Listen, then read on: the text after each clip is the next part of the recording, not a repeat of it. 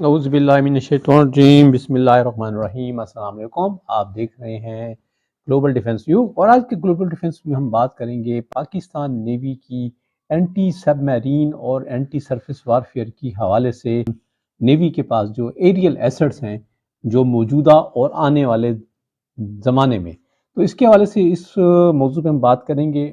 یہ پروگرام جو ہے 3 حصوں پر مشتمل ہوگا۔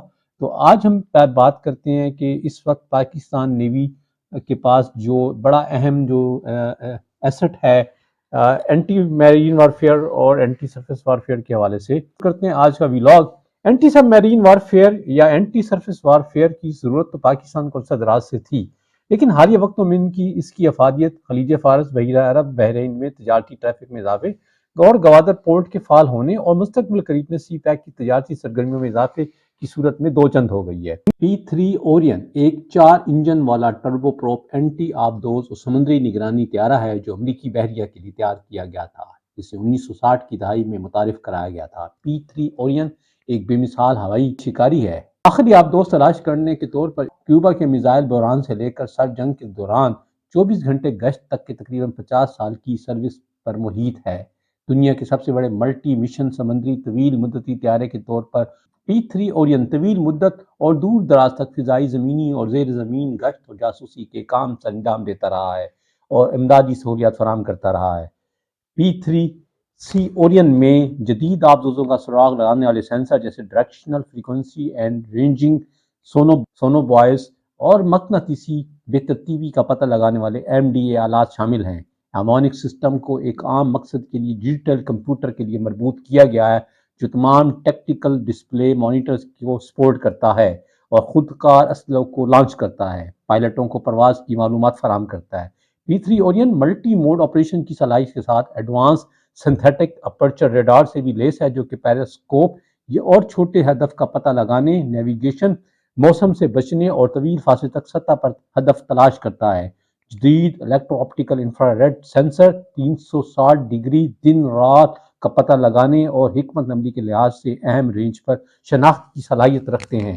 جدید ایکوسٹک اور نان ایکوسٹک سینسرز کو ایک ہموار مشن ایویونک سسٹم میں ضم کیا گیا ہے جو عملے کی زیادہ سے زیادہ کارکردگی اور کام کے بوجھ کے اشتراک کو ممکن بناتا ہے۔ 1996 میں پاکستان بحریہ نے امریکہ سے 3 P3C اورین جو ہے وہ حاصل کیے تھے اور 1997 میں انہیں کارگل کی جنگ کے دوران بڑے پیمانے پر استعمال کیا گیا۔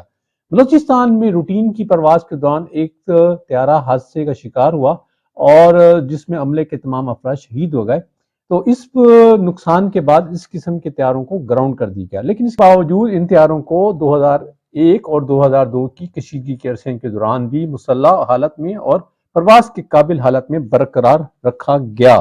سن 2005 میں امریکہ نے پاکستان کو 9 P3C اورین طیارے دیے اور اس کے ساتھ ساتھ 60 ہارپون میزائل، ان میں سے 40 فضا سے داغے جانے والے اور 20 جہاز سے لانچ کیے جانے والے شامل تھے۔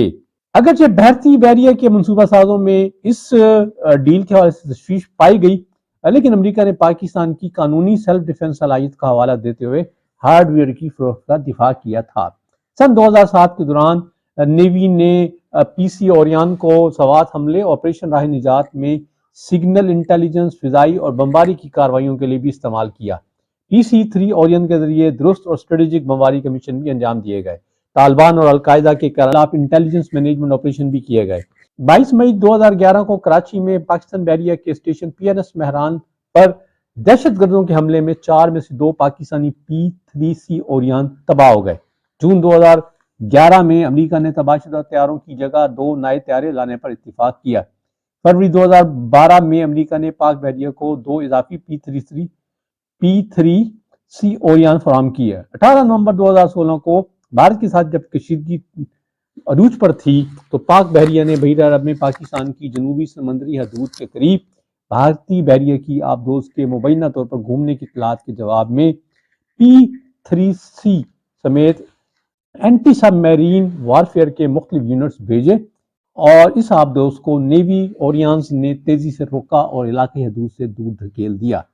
ہم بات کرتے ہیں کہ جی P3C اورین میں کس نوعیت کے ویپن لے جا سکتے ہیں، تو P3C اورین میزائل، ٹارپیڈو، بارودی سرنگوں اور ڈیپتھ बमों समेत 20,000 पाउंड तक हथियार ले जाने की सलाहियत रखता है।